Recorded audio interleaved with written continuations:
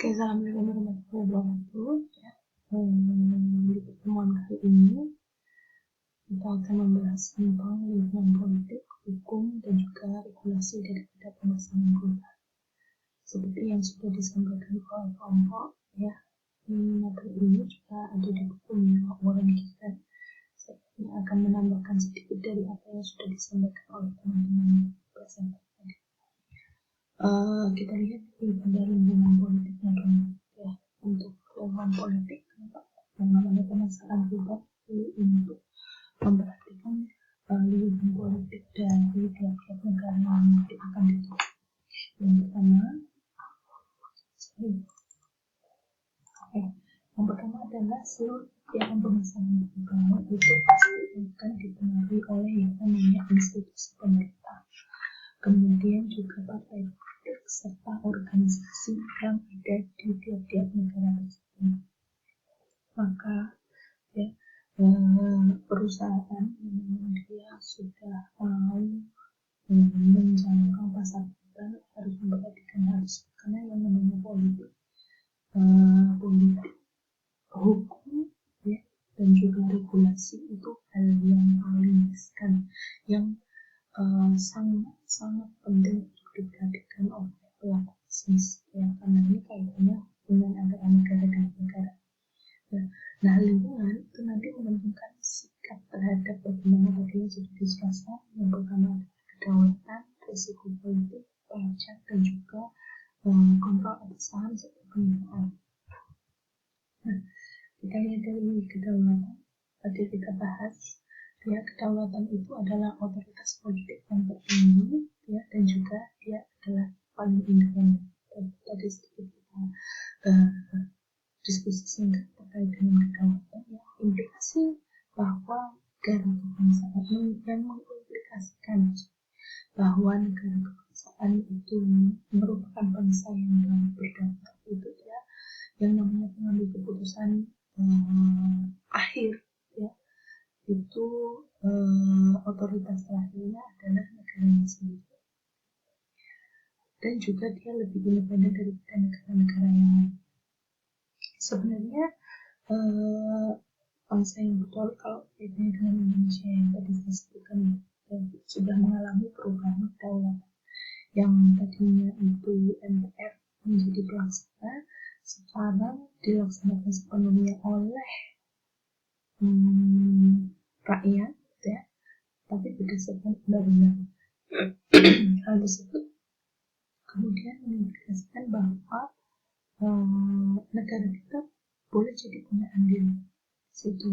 Jadi tanpa harus menunggu yang namanya pemerintah memutuskan, ya, kemudian menunggu si pemerintah itu bertindak dulu, membutuhkan waktu dengan lama.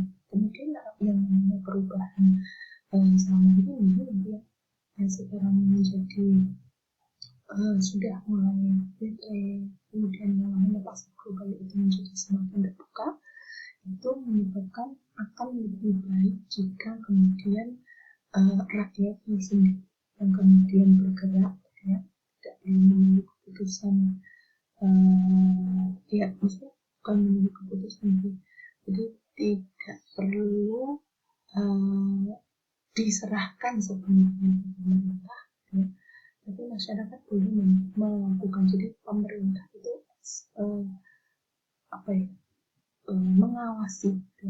mengawasi seluruh kegiatan masyarakat kaitannya dengan bisnis. Kemudian kegiatan yang diatur oleh negara kebangsaan itu terkait dengan perkembangan ekonomi, sistem politik, dan juga integrasi pasar global itu juga bisa mengikis, ya, yang kita sebutkan dia bisa mengikis kedaulatan ekonomi. Kemudian risiko politik, ya, sudah dijelaskan juga yang namanya risiko politik itu merupakan kebijakan risiko perubahan kebijakan pemerintah yang nanti pengaruhnya akan merugikan kemampuan perusahaan yang beroperasi secara efektif dan kemampuan nanti dia dapat menghalangi perusahaan-perusahaan yang mau berinvestasi ke luar negeri. Nah, kalau berdasarkan pengamatan gitu ya. Kalau si investor itu biasanya mereka akan lebih senang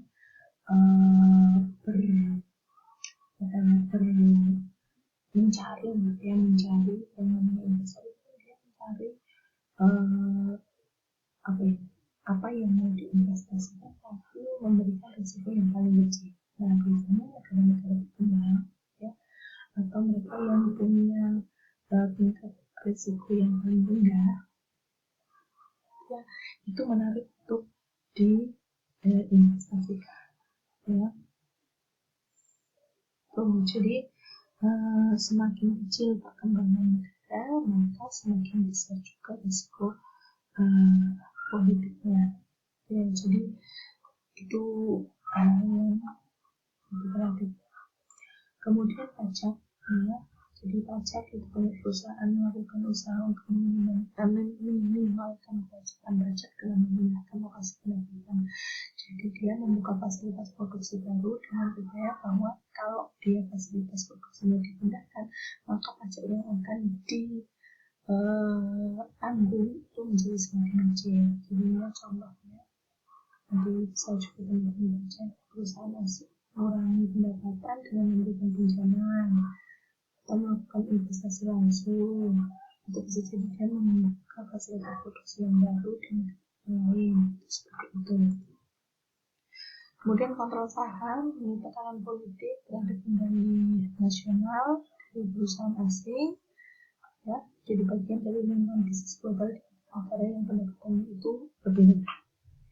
Tujuannya adalah untuk melindungi kedaulatan nasional itu sendiri, khususnya di bidang kegiatan bisnis domestik atau bisnis dalam negeri. Kemudian kadang juga tekanan politik itu menyebabkan banyak perusahaan untuk mengambil mitra-mitra lokal, misalnya seperti itu. Kemudian selanjutnya adalah penyitaan. Untuk penyitaan, dia mengacu pada tindakan pemerintah untuk menghapus sebuah perusahaan. Ya, jadi misalkan memang terjadi investasi, kecurangan dan lain sebagainya.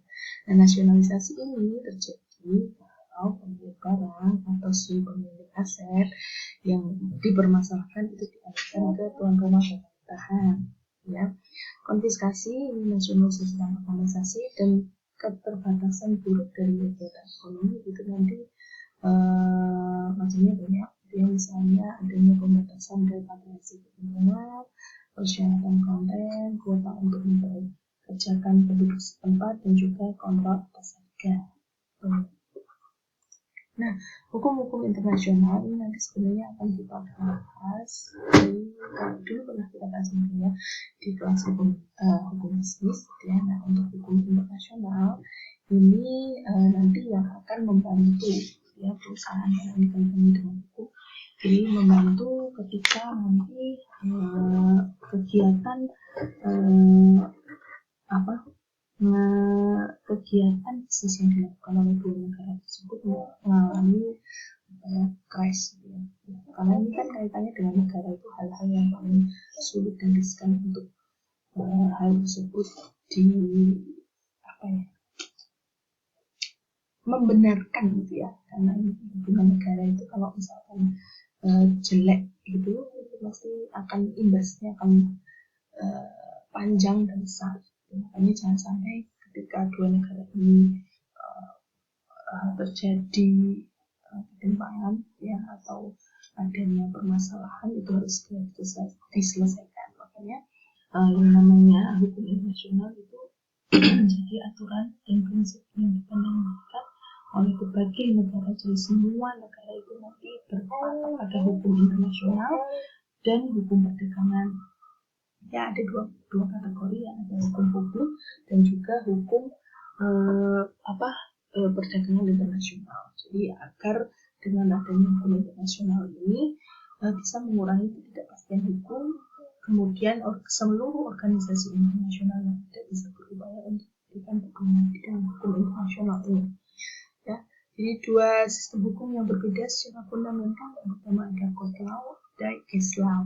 Ya, kalau yang court law dia norma tertulis yang dilengkapi dengan keputusan pengadilan, kemudian merek dagangnya juga harus terdaftar ya, ketika dia kaitannya dengan merek dagang Kemudian untuk yang cash flow dia bertumbuh pada tradisi, ya diutamakan berasal dari zaman lalu, ya wilayah-wilayah masa lalu, ya.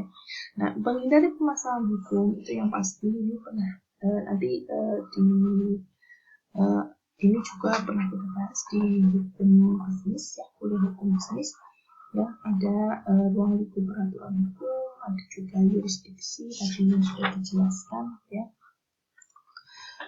ada yurisdiksi, kemudian adalah hak intelektual juga, ya. Jadi kalau yang ruang lingkup aturan hukum itu terkait dengan pendirian bisnis, ya. Jadi melihat siapa saja sih orang yang bisa mendirikan usaha, menjalankan bisnis, ya, jamin apa yang nanti didapatkan dan lain sebagainya. Kemudian yurisdiksi itu terkait dengan karyawan-karyawan ataupun negara-negara yang mereka itu seperti perusahaan multinasional yang dia membangun usaha atau fasilitas produksi di negara lain, ataupun karyawan yang kemudian dia bekerja di perusahaan luar negeri atau perusahaan asing dan sebagainya, itu juga harus diperhatikan. Kemudian hak intelektual, dia haki paten dan merek data untuk menjaga apa sih yang dimiliki sama kita atau negara lain, ya, agar yang namanya merek paten tersebut tidak disalahgunakan. Kemudian antitrust, lisensi, ya, suap dan juga korupsi. Kenapa suap korupsi kita harus tahu, ya, jadi kita harus membaca sebelum kita menuju ke negara yang mau kita tuju, ya, kita harus tahu dulu seperti apa sih kondisi ekonomi dilihat dari kegiatan suap dan korupsi daripada negara tersebut. Jadi kita dari situ bisa menilai, kalau negara tersebut itu yang namanya suap dan korupsinya tinggi, berarti perekonomiannya itu naik turun, ya, nggak stabil, biasanya seperti itu. Kemudian resolusi konflik yang kita tahu yang namanya penyelesaian konflik atau sengketa yang dilakukan oleh perusahaan-perusahaan asing itu biasanya menggunakan arbitrase. Jadi lembaga internasional seperti International Chamber of Commerce ini membentuk yang namanya pengadilan arbitrase. Kenapa kok arbitrase ini yang paling mudah, ya? Ini karena biaya dan waktunya itu sangat sedikit dan biayanya itu murah. Jadi kalau kita menggunakan biaya peradilan, dia menggunakan peradilan yang umum, ya, itu biasanya akan memakan waktu yang lama dan biayanya mahal karena ini kan hubungan dua negara, ya, bukan dalam negeri aja, bukan domestik tapi luar negeri, ya. Kemudian waktunya itu pasti lama, biayanya kemudian menjadi mahal, tapi dengan adanya arbitrase ini menjadi lebih mudah dan murah, seperti itu. Nah, ini sedikit tadi yang bisa saya tambahkan dari materi yang sudah disampaikan oleh kelompok. Ini ada pertanyaan kuis yang perlu teman-teman kerjakan. Maka silakan teman-teman kerjakan langsung melalui Moka, ya, dan bisa disubmit secara online, ya. Jadi langsung dikerjakan di Moka seperti itu. Oke, seperti itu materi saya. Jadi terima kasih. Assalamualaikum warahmatullahi wabarakatuh.